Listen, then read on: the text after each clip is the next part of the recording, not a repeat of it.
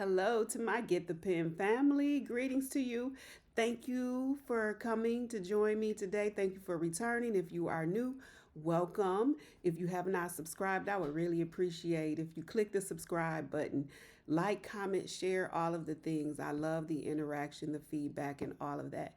So today I want to talk about words, and hence get the pen. You write words with your pen, and I have always been obsessed and fascinated with words. I remember back in, it might have been the late 80s, it was in the 80s, Wordy Rapping Hood. It was my favorite, one of my favorite songs. I was obsessed with it at the time, to the point that I studied the song, wrote all the words down, studied the lyrics, memorized the lyrics. And in the beginning, with the intro, if you're familiar with the song Wordy Rapping Hood by the Time Time Club, it starts out with the sound of a typewriter. And then you get the typewriter clicks. And if you know about typewriters, you know the typewriters made that sound. I took typing in high school. I could type without looking, 55 plus words a minute with my head turned because I know where my home row is. And if you took typing before, you know what I mean. I don't even think they offer typing anymore, and I don't know how how you function typing without knowing how to type, without having to look or do pecking finger by finger. You need to use your both hands and not look, so that way you can look at whatever you're copying. But I don't even know if that's even relevant anymore, if that's still a thing, because now we have scanners, and there's not much of a need for typing the way we used to type. But anyway, back to the words and the Wordy Rapping Hood and my obsession with words and typewriters. When I was a kid, all I wanted for Christmas was a typewriter and a pair of roller skates. Typewriter, new skates, my favorite things to this day. And it dates back, about 50 years ago almost, since I was about 9 years old. My loves were typing, typewriters, words, and roller skates. And I needed a pretty pair of skates, not just normal regular skates, but pretty new with the blue wheels, my blue Pacer wheels back in the day. But anyway, words are so important to life, to me. Language, words, and even though I only know English, which I'm almost ashamed of, because I think we should all be bilingual or multilingual and know multiple languages. I do not. I've tried unsuccessfully. I've studied a little French, but not fluent at it. But words fascinate me because words are how we communicate. It's how we express ourselves. It's how I can explain to you a message or what information I want to share. Is how we receive information. Is how we express our feelings and thoughts to each other. So words are a key, critical part of our existence. Now, back when I was in high school in eighth grade, I had an English teacher whom I adored, and the adoration was mutual. Her name was Miss Cost. And one of my favorite things about Miss Cost was that every week she would give us 10 words, 10 new words to learn on Monday. We had all week to study them, and on Friday, we had a test. We had to know the words and how to use those words in proper context, according to the definitions. So I learned so many new words. A lot of people hated that exercise. I loved it because it gave me a chance to use words on people, and they would have to go look it up and they wouldn't know what they meant. And I still remember a lot of those words, and I use them as a writer and when I talk. And it's funny when you use words on people and they get that puzzled look because they don't really know what it meant. And then also having a wide, expanded vocabulary makes you look so smart and well read. So I want to encourage you today to study and learn as many words as you possibly can. And we can take a tip from my old English teacher, Miss Cost. Every week, what you can challenge yourself to do is write down 10 words that you want to learn. Now, you can pick up these words from your reading. Whenever I read, and if I come across a word that I don't know, that I'm not familiar with, I circle it. Then I can write it down, I look it up.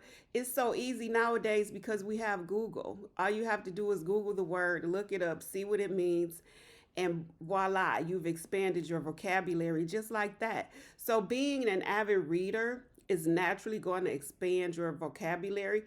You can also even scan the dictionary looking for words that you're not familiar with. But reading is probably the best way.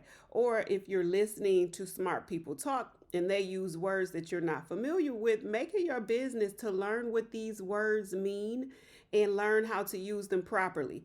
Now, the worst is when people use a word improperly, out of context, trying to throw a word around and not even doing it right. So make sure you're using these new words you're learning properly.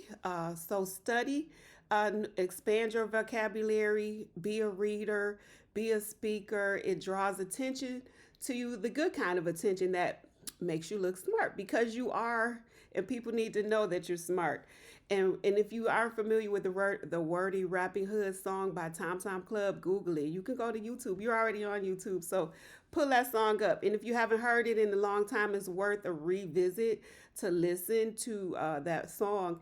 And I like how they talk about the use of words and how important words are. And I think that's where I developed my appreciation for words, just by studying that song and all the things that words do, all the things that words mean to us and how they impact our lives and what they do for us. Words, words, words, words. So study new words, learn what they mean, get into the etymology of it, the origins, how did this word develop? And even in our spiritual and religious studies, it is good to know where a lot of words originated from and what the meanings are behind those words. Where did it come from? What's the root of it? What's the base of it? And how did that word expand, and cross different languages and how it's used, what they mean. Words have always fascinated me. The English language has always fascinated me. It's always been my favorite subject. And maybe that's why I'm a writer. And maybe that's why I encourage people to get the pen, tell your story, communicate, share your knowledge through a book, tell your story, get the pen. That's what books are all about, sharing stories and passing along information. And before I wrap up this get the pen moment, I want to share with you something that I found a couple weeks ago that I was completely in love with. This pretty pink swing line stapler. It was actually on clearance, and I don't think the store or people of this generation have an appreciation for what a nice, sturdy swing line stapler is.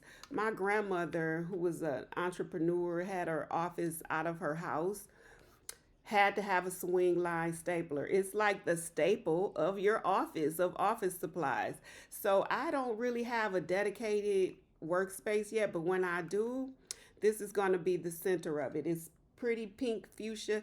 And so I'm going to design everything around this stapler because it's going to be the centerpiece of it all, the staple of it all. So on this note, as I wrap up, words, words, words, study them, learn them, use them properly. I hope your words edify and uplift people, educate people, help people understand that they are loved.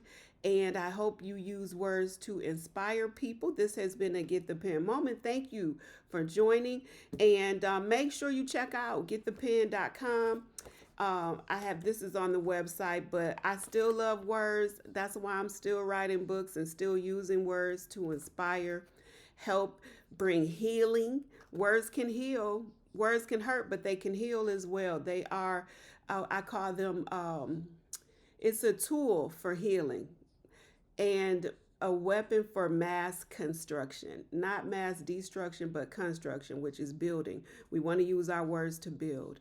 This has been the Get the Pen moment. Y'all have a good one. Take care. See you next time.